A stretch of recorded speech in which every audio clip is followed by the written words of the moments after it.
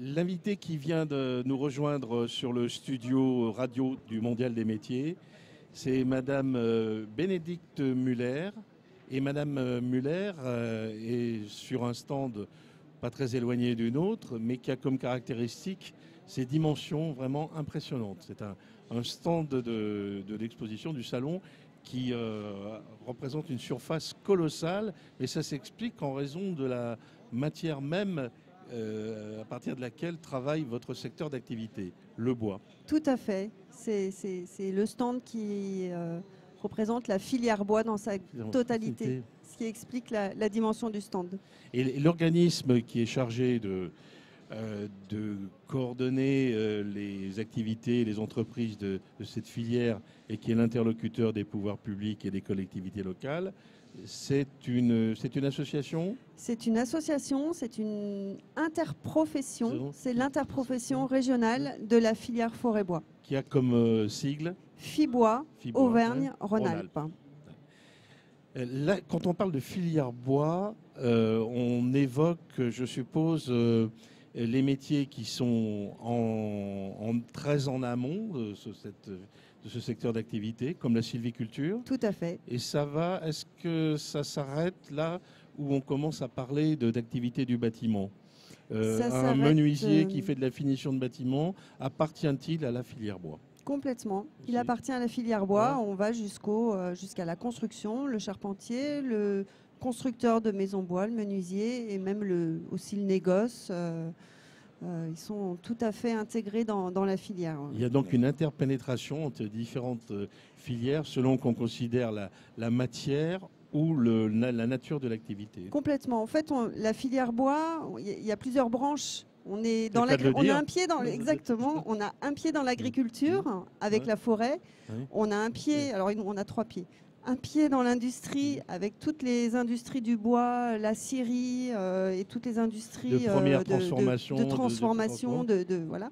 Et on a un grand pied dans le bâtiment avec la menuiserie et la construction. Effectivement, j'oublie encore un pied, c'est l'emballage qui fait aussi partie de notre filière. Les caisses, les palettes, c'est une activité l'emballage léger qui est aussi, très importante et même très prospère dans la région. Il y a nombre d'entreprises qui fabriquent ces éléments qui sont indispensables au fonctionnement de l'activité de transport et logistique. Tout à fait. On est la première région d'ailleurs pour l'emballage, la première région française voilà, pour la production d'emballage en bois.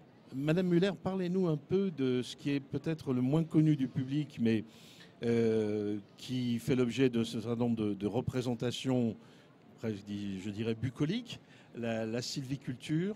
On est dans un domaine d'activité qui est strictement réglementé et qui a quand même comme particularité d'être tributaire pour commencer d'un cycle de production qui est très long. Très long. La forêt française a énormément souffert de la tempête de 1999, mais au siècle d'avant, puisque là on était à la fin du XXe siècle, il y a eu un vaste programme de replantage, de reboisement sous le règne de Napoléon III, et dont on a encore les traces dans nos campagnes, non ?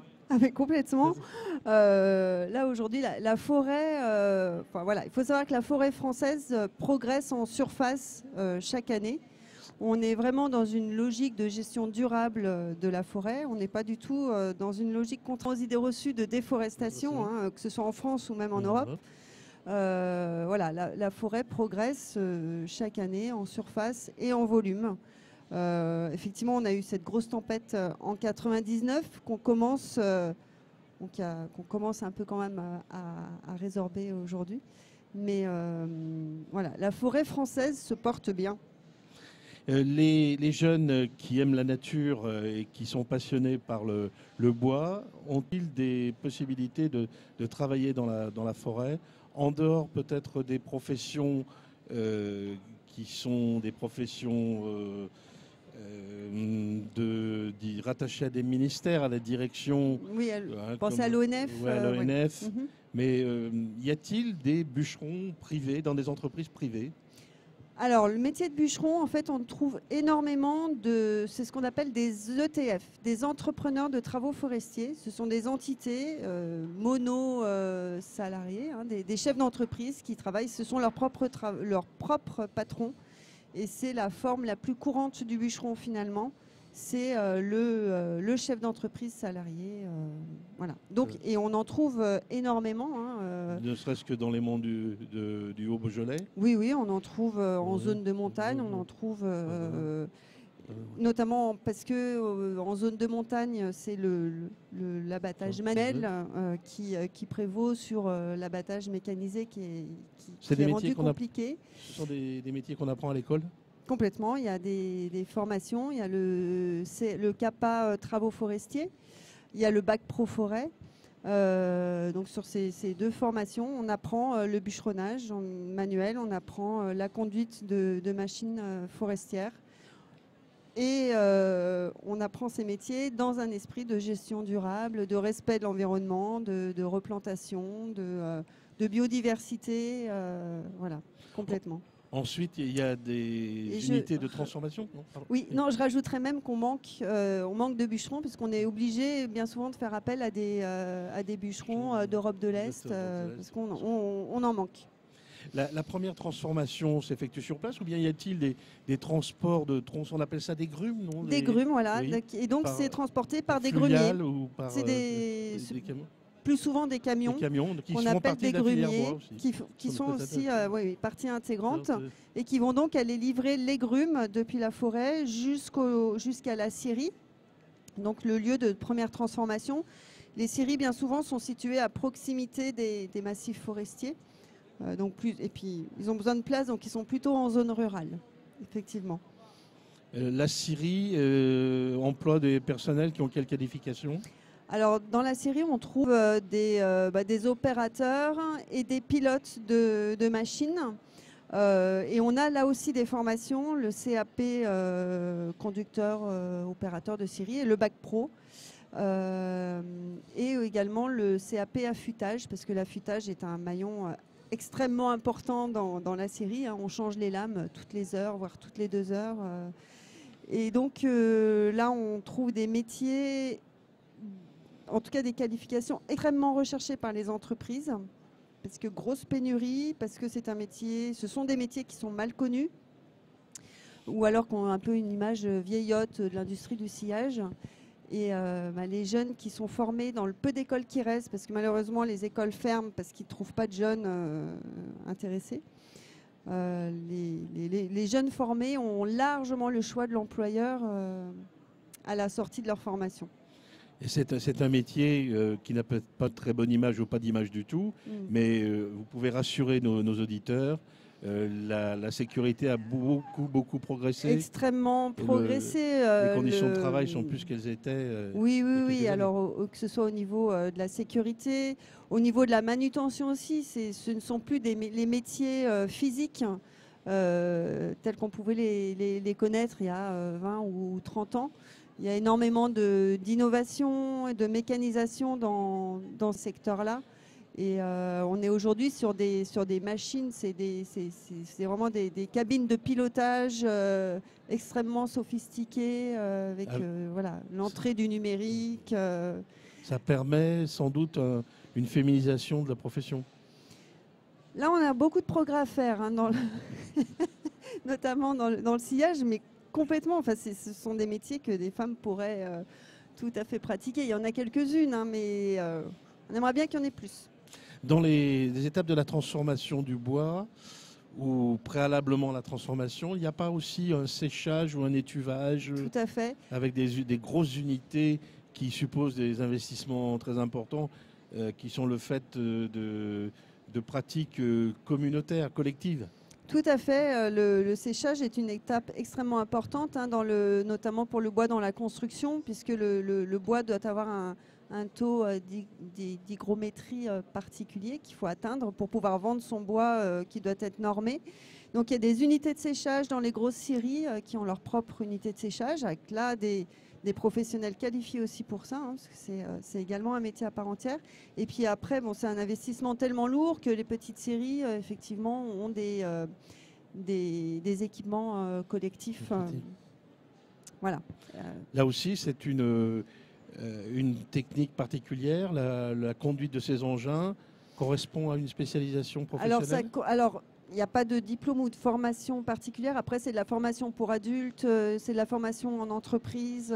Voilà. C'est en tout cas une formation adaptée, personnalisée. Mais en tout cas, il y a effectivement c'est une compétence particulière, complètement. La construction à partir du bois, dans l'industrie, il y a on sait bien une industrialisation du secteur du BTP. La maison Ossature Bois a eu son heure de gloire il y a quelques années. Où en sommes-nous exactement ?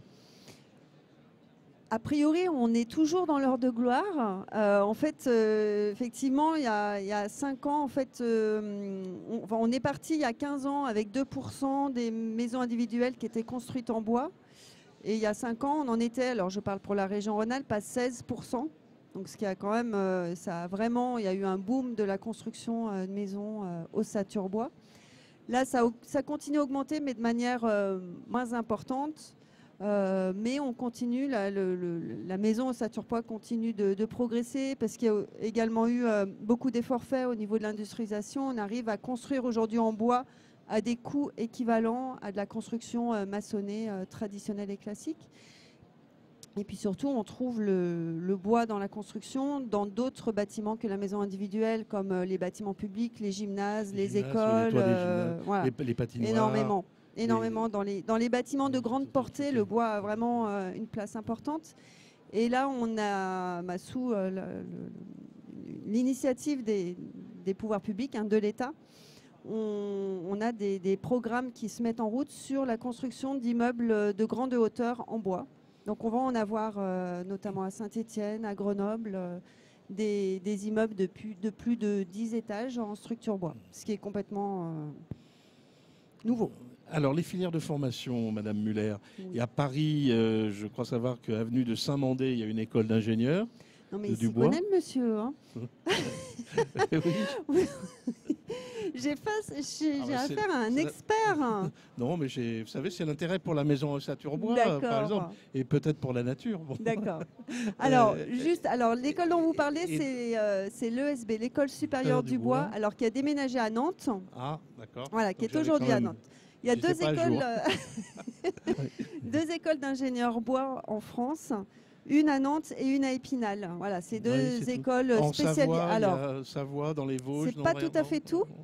En région Auvergne-Rhône-Alpes et plus particulièrement dans la région, on a l'ECAM qui a ouvert il y a 3-4 ans une formation ingénieur bois par apprentissage. Qui est à Lyon 5e.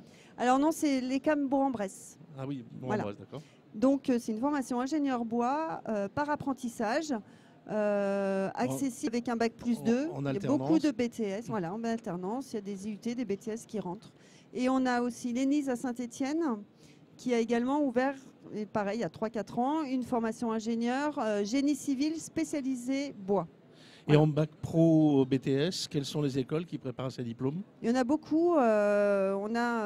Déjà, il y a beaucoup de bac pro et beaucoup de BTS, que ce soit en construction, charpente, menuiserie, design.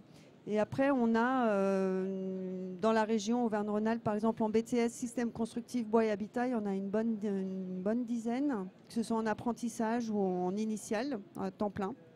Avez-vous une cellule d'information sur les métiers de la filière bois et les filières de formation qui y conduisent? Alors, écoutez, il y a un site internet incontournable qui est le site métier au pluriel -forêt-bois.org. Toutes les informations vous pouvez sur répéter, tout. S'il vous plaît, alors, métier au pluriel -forêt-bois.org. C'est le site national de référence sur les métiers et les formations de la filière bois. Des fiches métiers, des vidéos, un moteur de recherche géolocalisé selon le métier qu'on recherche. Il y a également un petit test d'orientation pour savoir dans quel secteur on pourrait travailler, sachant que la porte d'entrée, c'est la volonté de toucher du bois, d'aller vers la matière. C'est ce qui attire d'abord les jeunes. Bon, mais touchons du bois en pensant à l'avenir professionnel des jeunes, en espérant qu'il sera radieux dans cette filière. J'en suis sûre.